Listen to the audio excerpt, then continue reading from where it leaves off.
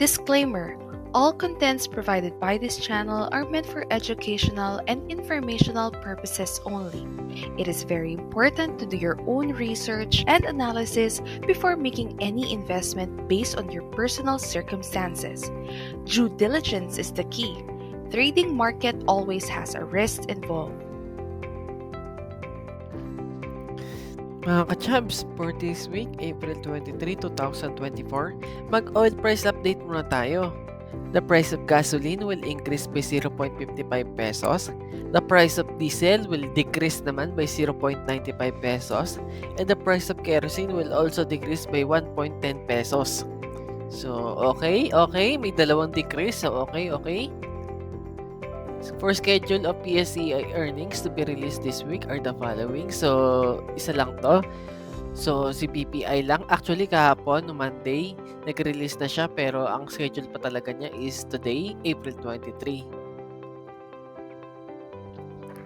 And mga ka-jobs, for key datas to be released this week are the following. So, April 23, Tuesday, US S&P Global Preliminary Manufacturing PMI for the month of April 2024. So, PMI, so paalala lang natin, PMI meaning yan yung Purchasing Manager Index, indication of the direction of economic trends in manufacturing and service sector. So, meaning lang yan, so pag 50 and above, US economy is expanding, tapos 50 and below, suggest weaken US economy.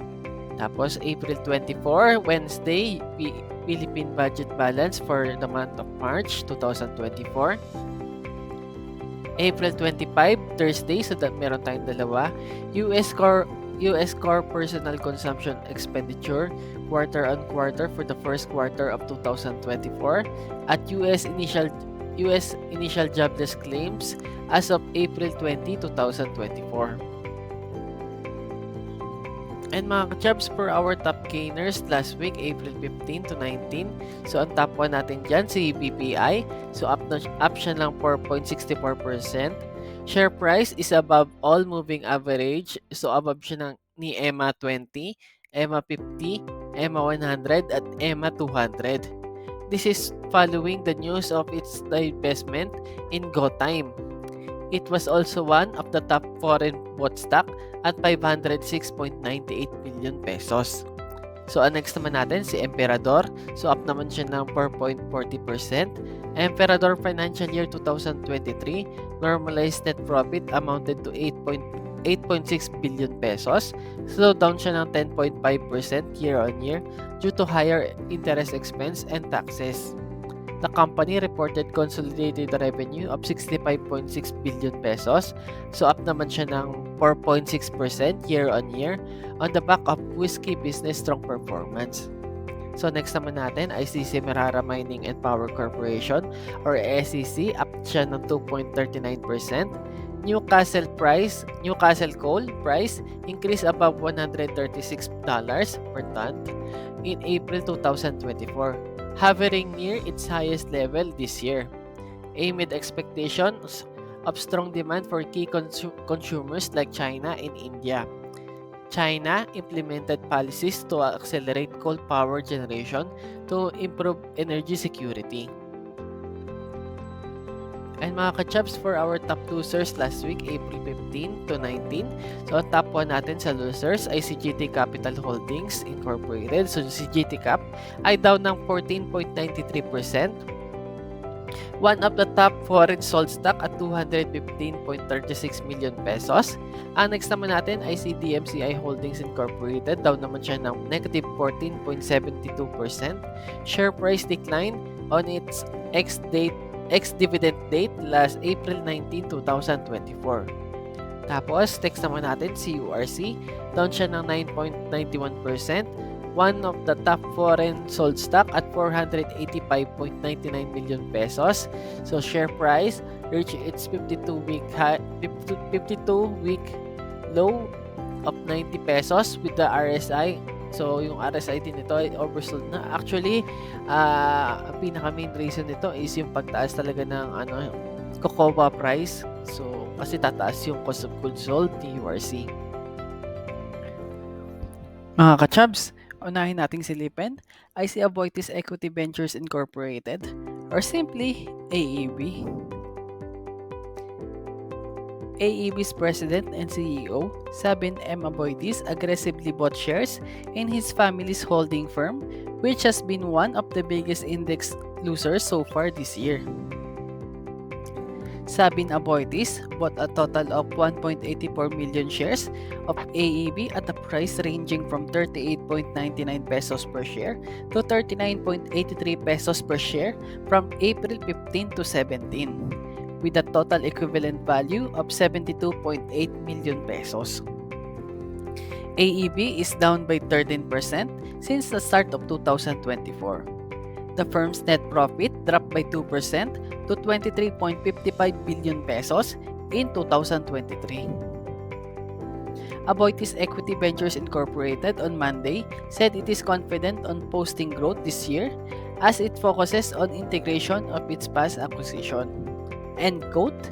We are confident that 2024 we will see a positive growth as we integrate our acquisitions like Citibank's consumer business, operations in Mactan Airport, and Coca-Cola Bottlers Philippines Incorporated, end quote, Jose Emmanuel Hilado, AEB Senior Vice President has said. Tapos, check lang natin yung mga details sa mga business ni AEB na non-power. AEB's recent non-power business acquisitions, unahin natin dyan si Citibank. The group has acquired Citibank credit card business for 55 billion pesos. Tapos next natin dyan, it also bought Megawide Construction Corporation out of the Mactan Cebu International Airport operations for 25 billion pesos. Next naman natin, for Coca-Cola, the Aboitiz Group has 40% of the $1.8 billion acquisition of the local bottling operations. It completed the acquisition with the Coca-Cola Europe Pacific Partners PLC. Next naman natin, AEB had said its capital spending this year will hit 153 billion pesos, more than double its allocation for 2023. The Aboitiz unit, the power unit, Aboitiz Power Corporation, is getting 73 billion pesos or 48% of the total of the group's capital expenditure to bankroll over the 1,000 megawatts of renewable energy in construction and development. Aboitiz Power aims to have 4,600 megawatts portfolio within the next decade. Next naman natin, si AEB, the holding firm, meanwhile, will get 44 billion pesos or 29% of the total group's capital expenditure, of which 40 billion is earmarked for the acquisition of Coca-Cola Bottlers Philippines Incorporated. Tapos, next naman natin, for infrastructure, the infrastructure business under Aboitiz Infrastructure Capital will have 26 billion pesos to strengthen it and optimize its existing assets. Next naman natin, the group's food business under Pelmico and Goldcoin Group will get 4 billion pesos as capital expenditure to be used mostly in agribusiness expansion projects. Next naman natin, realty business under Aboitiz Land, meanwhile, will receive 3.3 billion pesos as capital spending to support its ongoing projects. Next naman natin is si Union Bank of the Philippines or simply UBP. The Philippine Stock Exchange has approved the 10 billion pesos stock rights offering by Aboitiz-led Union Bank of the Philippines or simply UBP. Union Bank is offering 400.2 million shares to existing shareholders with a total transaction value up to 10 billion pesos. The rights shares will be offered to stockholders as of the proposed record date at an offer price per rights shares representing a 15% to 25% discount based on the volume weighted average price for 15 days consecutive trading prior to and including the irrelevant pricing date. Proceeds from the rights offer will be primarily directed towards bolstering Union Bank's digital arms, funding retail loans disbursement, and general corporate purposes. Mga ka-chubs, ang next naman nating silipin ay si Globe Telecoms Incorporated. E-wallet giant GCash has ramped up the reach of its stock investment platform, GStocks PH, with user base now reaching nearly 500,000. GCash tapped EB Capital Securities Incorporated last year to introduce GStocks PH to its users, allowing them to diversify their portfolios and choose companies listed on the Philippine Stock Exchange. With 500,000 users already registered in GStocks PH, GCash has attracted an extensive and diversified range of users across the country. Mga ka-chubs, ang next naman natin silipin ay si Atlas Consolidated Mining and Development Corporation, or simply AT. The improved production of copper and gold more than doubled the bottom line of Atlas Consolidated Mining and Development Corporation to 563 million pesos in the first 3 quarters. In a regulatory filing, Atlas said its net income surged by 113% to 563 million pesos in the first 3 months of 2024. This came after revenues picked up by 12% to 5.55 billion pesos. Copper concentrated output likewise jumped by 21% to 43,000 dry metric tons, which were all shipped to smelters in China and Japan. Mga ka-chubs, next naman natin silipin ay si Bank of the Philippines Island, or simply BPI.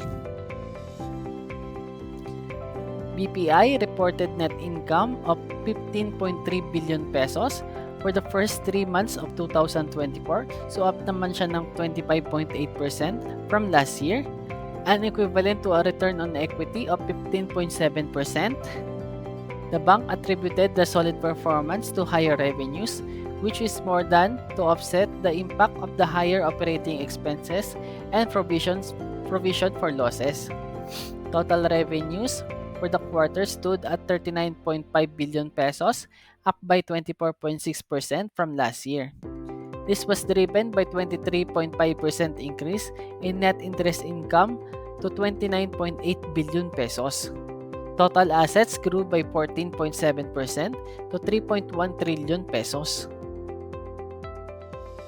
If you enjoyed today's video, make sure to subscribe to Code Chubby Trader, like the video, and share with family and friends. I will see you in the next video. Take care and bye for now.